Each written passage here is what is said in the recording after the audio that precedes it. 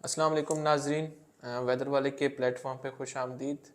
2022 का तकरीबन आखिरी समाई आ गई है। 2022 का जो सबसे बड़ा मेट्रोलॉजिकल इवेंट था वो था 2022 के फ्लड्स। तो आज कुछ बात करते हैं कि उन फ्लड्स के पीछे कुछ टेक्निकल एनालिसिस उनका करते हैं कि कौन कौन सी वजूहात थी, आलमी कुछ क्या क्या पैरामीटर्स थे जिनकी वजह से वो फ्लड आया।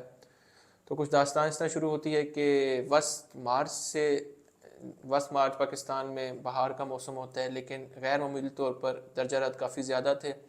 गर्मी की एक शदीद लहर ने असरअंदाज किया वस्त मार्च से, और ये गर्मी की लहर फिर थमी नहीं। अप्रैल और मई और तकरीबन जून भी इसी तरह का गर्म रहा। मतलब हमारे पास 3 महीनों के दौरान पै दर पे हीट वेव्स आती रही। तो इन हीट वेव से क्या हुआ, इन हीट वेव से हमारे पास सिंध और जो हमारे पास जनूबी पंजाब के इलाके हैं इनमें एक सीजनल लो, या इसको हम सीजनल लो प्रेशर कहते हैं, वो क्रिएट हो गया। तो एक ये वजह थी, उसको मैं आगे रिलेट करता हूँ कि उसका किस तरह असर हुआ हमारे मानसून पर। उसके अलावा अगर ये आप हीट वेव की बात करते हैं तो इस हीट वेव के पीछे जो कंडीशंस थी वो थी लानीना की। लानीना जब भी हमारे पास बाहर में आता है तो हमारे पास मगरबी हवाओं के सिलसिले कम आते हैं, जिससे हीट वेव ज़्यादा आती हैं। हीट वेव आई, सीजनल लो बना। उसके अलावा जितना सीजनल लो प्रोनाउंस होता है, जितनी उसकी मिली बार में वैल्यू कम होती है, इतना मॉइस्चर जो होता है बे ऑफ बंगाल से और अरेबियन सी से वो ज़्यादा अट्रैक्ट होता है हमारे मानसून, मतलब हमारे मुल्क के मुख्तलिफ इलाकों में। इसके अलावा जो और फैक्टर थे, वो उसके अलावा जो सबसे बड़ा फैक्टर था वो मानसून के दौरान लानीना का होना था। लानीना ऐसा फैक्टर है जिससे जो हमारे पास पैसिफिक ओशन में है वहाँ बिलो नॉर्मल टेम्परेचर्स होते हैं। जब वहाँ बिलो नॉर्मल टेम्परेचर है तो मानसून का सारा मॉइस्चर जो हमारे पास साउथ पोल से आता है, वो सारा मॉइस्चर पैसिफिक ओशन में नहीं गया, वो सारा सब कॉन्टिनेंट की तरफ अट्रैक्ट हुआ। सीजनल लो वहाँ पहले ही मौजूद था, तो इस वजह से जो हमारे पास थी बारिशें ज़्यादा हुई।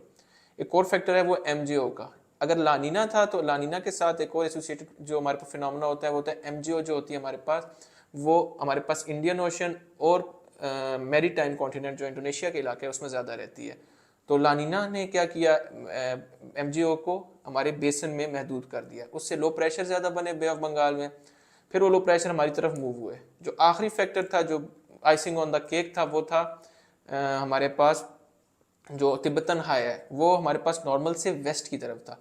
जो वेस्ट की तरफ था तो हमारे पास सारे जो सीजन लो प्रेशर थे वो सारे बलोचिस्तान और सिंध की तरफ अट्रैक्ट हुए, जिस वजह से वहाँ ज़्यादा बारिश हुई। इवन कि हमारे पास नॉर्थ पाकिस्तान में जो था मानसून बड़ा नॉर्मल किस्म का था, बड़ा मामूली था, तो इतनी ज़्यादा बारिशें नहीं हुई सिवाय एक सवात के फ्लड की इवेंट के।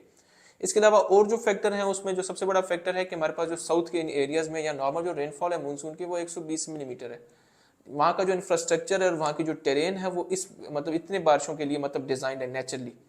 लेकिन जब वहाँ पे 500 से ज़्यादा मिलीमीटर से ज़्यादा बारिशें होगी तो वो जो सिस्टम था वो सस्टेन नहीं कर सका, मतलब कैचमेंट में ना डैम थे, तो इसलिए जो अब तबाही थी या जो उसका पैमाना था वो काफ़ी ज़्यादा था, और बलूचिस्तान और सिंध के मुख्तलिफ इलाके इससे असरअंदाज हुए। तो उम्मीद करते हैं हम आपको फिर भी इस तरह के टेक्निकल एनालिसिस देते रहेंगे। अभी मुझे दीजिए इजाज़त, अल्लाह हाफिज़।